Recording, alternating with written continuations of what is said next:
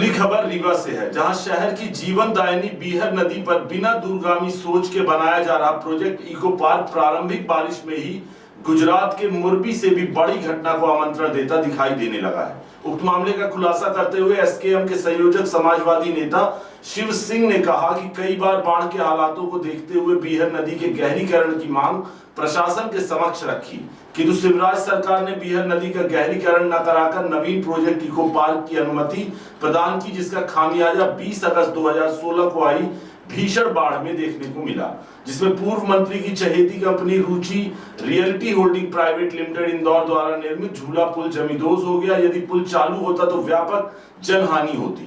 तत्कालीन कांग्रेस सरकार में प्रोजेक्ट को निरस्त करने की आवाज उठाने पर प्रोजेक्ट को निरस्त कर दिया गया था। इसके बाद नए सिरे से करोड़ों की लागत से फिर से यह प्रोजेक्ट बीजेपी सरकार द्वारा लाया गया, जो लगातार आज भी निर्माणाधीन है।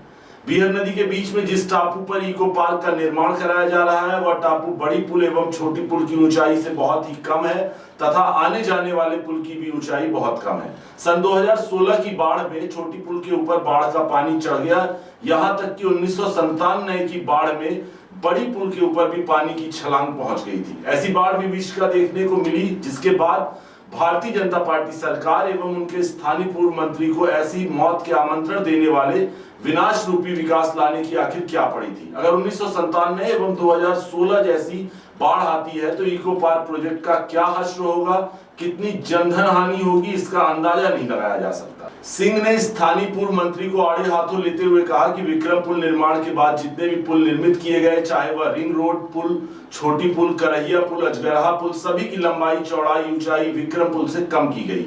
1997 की बाढ़ के बाद बनी छोटी पुल की ऊंचाई विक्रम पुल से 5.41 मीटर कम की गई है। ऐसे में राजनेताओं ने पैसा कमाने के सरल रास्ते अपनाए तथा नदी के गहरीकरण पर ध्यान नहीं दिया, जिसके चलते आज रीवा बाढ़ विभीषिका के मुहाने पर खड़ा हुआ है। प्रोजेक्ट नगर निगम क्षेत्र से जुड़ा है। पूर्व में कांग्रेस ने भी सवाल उठाए थे, लेकिन जब आज महापौर खुद कांग्रेस पार्टी से हैं तो उन्होंने जाकर यह तक नहीं देखा कि उक्त प्रोजेक्ट जनमानस के लिए सुरक्षित है भी कि नहीं। नवंबर 2022 में भी प्रारंभिक निर्माण के दौरान सवाल उठाए गए, लेकिन सत्ता सरकार में बैठी भाजपा एवं नगर निगम की सरकार में बैठी कांग्रेस पार्टी ने गंभीरता से नहीं लिया। 2023 की प्रारंभिक बारिश के बाद आज प्रोजेक्ट की खामियों को देखने पहुंचे तो यह देखा कि इको पार्क के चारों ओर नदी में जो बाउंड्री बनाई गई है, उसके नीचे से टापू की मिट्टी कट कट कर बह रही है।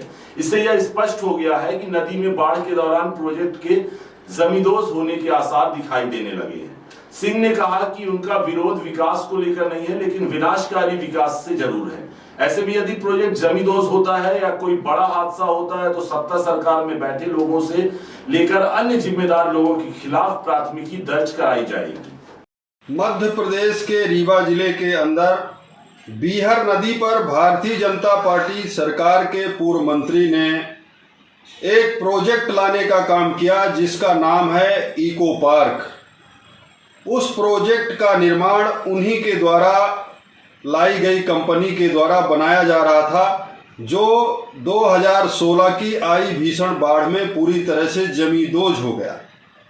शायद उस समय उक्त प्रोजेक्ट का निर्माण पूरा हो गया होता, पार्क चालू हो गया होता तो व्यापक जनधन हानि होती, ऐसा पूरी तरह से स्पष्ट हो रहा है। साथियों, आपने गुजरात की घटना देखा, मोरबी के अंदर बड़ी घटना हुई और सैकड़ों लोग मौत की गाल में समा गए।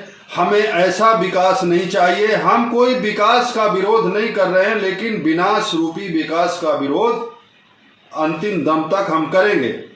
यहाँ बीच में कांग्रेस पार्टी ने भी उस मुद्दे को उठाने का काम किया, लेकिन कांग्रेस पार्टी फिर चुप हो गई। कांग्रेस की ही सरकार में तमाम विरोध हुआ, हम लोगों ने ज्ञापन सौंपने का काम किया, प्रोजेक्ट निरस्त हुआ, लेकिन फिर से यह काम जारी है, वर्तमान में निर्माणाधीन है। और जिस तरह से बड़ी पुल और छोटी पुल की ऊंचाई से इसको बहुत कम लेवल पर बनाया जा रहा है, नदी की जो नदी का पानी है उसके लेवल से बनाने का काम किया जा रहा है, जिससे वो मौत को आमंत्रण दे रहा है। अभी 2023 की प्रारंभिक बारिश की शुरुआत है, हल्की बारिश हुई, लेकिन जो उसके चारों तरफ बाउंड्री बनाई गई है उससे वो पूरी तरह से मिट्टी निकल कर बह रही है।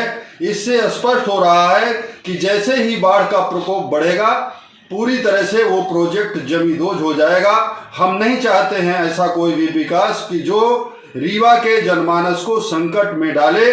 मैं ये स्पष्ट करना चाहता हूं कि यदि कोई भी जनधन हानि हुई या प्रोजेक्ट जमींदोज हुआ इस बार बाढ़ के बाद, तो जो भी जिम्मेदार लोग होंगे, जो सत्ता सरकार से जुड़े लोग होंगे, यहाँ कांग्रेस पार्टी के महापौर हैं, उन्होंने भी आज तक उस प्रोजेक्ट का निरीक्षण नहीं किया कि आखिर ये प्रोजेक्ट जनता के हित में है कि नहीं। तो ये मेरा आरोप है कि दोनों पार्टियां कहीं ना कहीं इस प्रोजेक्ट में मिली जुली हैं और हमारा आरोप है कि कोई भी घटना हुई तो सारे जिम्मेदार लोगों के खिलाफ FIR कराई जाएगी।